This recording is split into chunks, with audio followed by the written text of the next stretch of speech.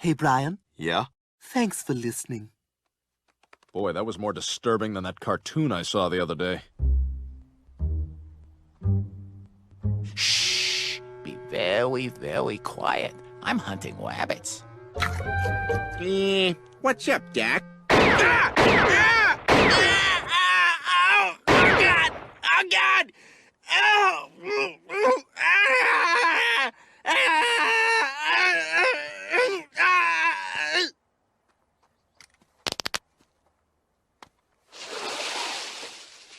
Giggity giggity, giggity goo. Stick around.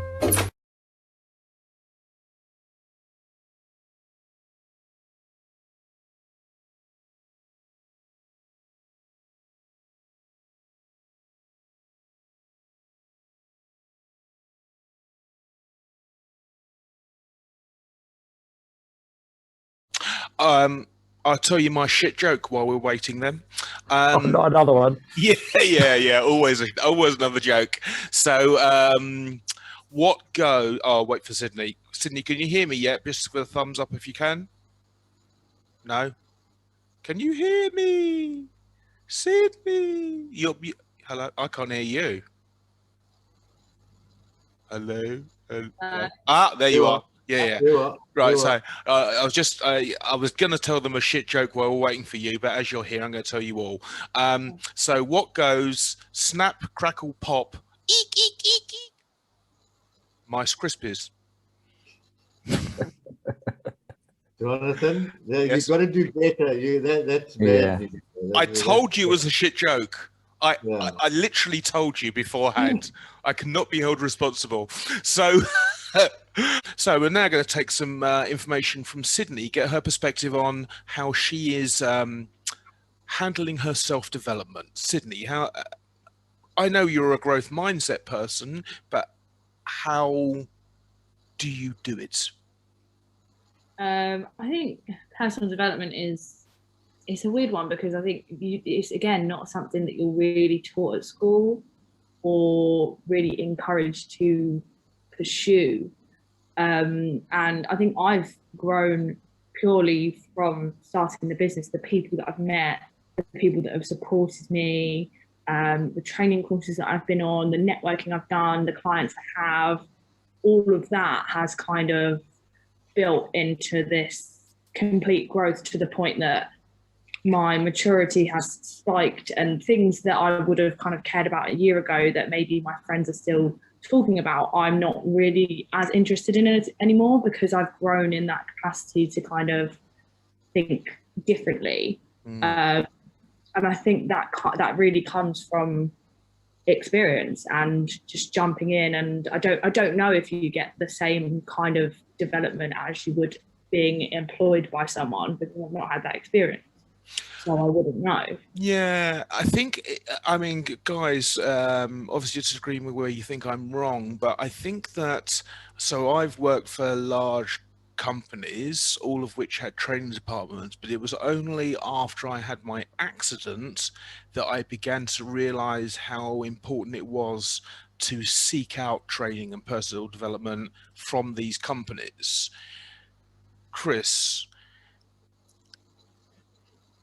again, see, the problem I have with this context is that all three of us, apart from Sydney, we're of a certain age. And so you become intrinsically motivated to learn things because it makes your life easier. So how do you manage your personal development, self-development? Well, I think there's a huge power. It's a bit like, this whole thing of starting with the end in mind, right? What you're really trying to envision is a possibility that something can be, whether it's the shape of your company or whatever. And by definition, what must go along with that is, who do I need to become to be the leader of that thing that I'm imagining? Because I am not all that I need to be today in order to be the leader of that thing. So I have to evolve. Otherwise, it's never going to get there, right? I need to become more capable, more effective as a person. And so I don't necessarily, there's no blueprint for that. You have to probably just be aware of what do I need to still figure out? What do I still need to become better at? And that's about just being, I guess, self-aware enough to know that actually my communication skills could be better. My perspectives, whatever things could be better. And a bit like you, Jonathan, I spent 20 years as an employee where personal development was about adding more skills to be more useful and productive for the company. And it wasn't until I negotiated an exit, and this weird thing happened to me, right? I negotiated this exit, and then I walked out the door and I didn't know who I was anymore, which is a bit weird, right? Because you don't realize how much you define yourself by the job title you have. I'm the global COO of an FX and money market business with 5 locations around the world. And you kind of think, when you go to parties and people say, what do? You don't tell them what you do. You tell them who you think you are. I'm the global COO of whatever, right? And I walked out the door and I didn't know who I was anymore. And I started to talk to people. And that's when I read the E-Myth, because a friend of mine said, you have to decide who you're going to be next. You could start a business, you could become a consultant, or you can get another job. And I said, that business thing sounds interesting. Tell me more about that. And here was a guy who had started a business, got into bed with the wrong person. The business went bust, and he was £250,000 in the hole, and he went back to get another job in order to pay off his debt. And he said, you have to read this book. And that's when I started to question things. Like, I was no longer a cog in a box, no longer on a linear pathway. Actually, the possibility that I could become anything I can imagine, that's when it shifted. And look, some people get that, like you said, you had an accident. Some people get cancer and their whole worldview shifts in a moment. We're the lucky ones. Yeah. Which is rather unfortunate. COVID, Sydney, you wouldn't have imagined COVID would be the thing that triggers you to say, so I'm not going to get a job, but I can start a business and I can see what's possible. And I'm going to keep pushing and pushing and pushing forward to the next horizon, and then the next horizon, and then the next horizon.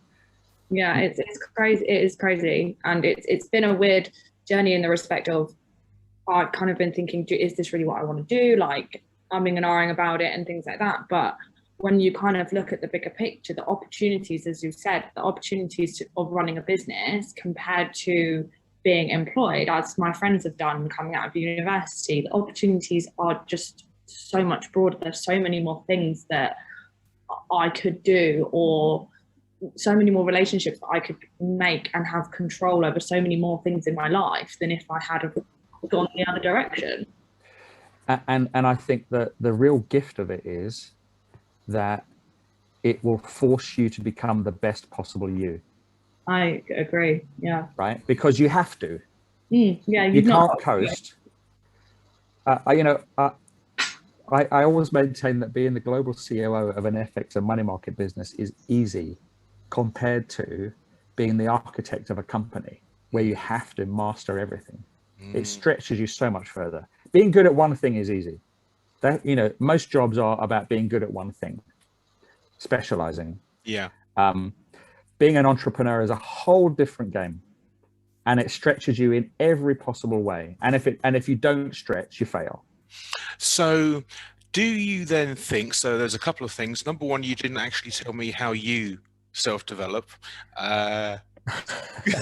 So I read,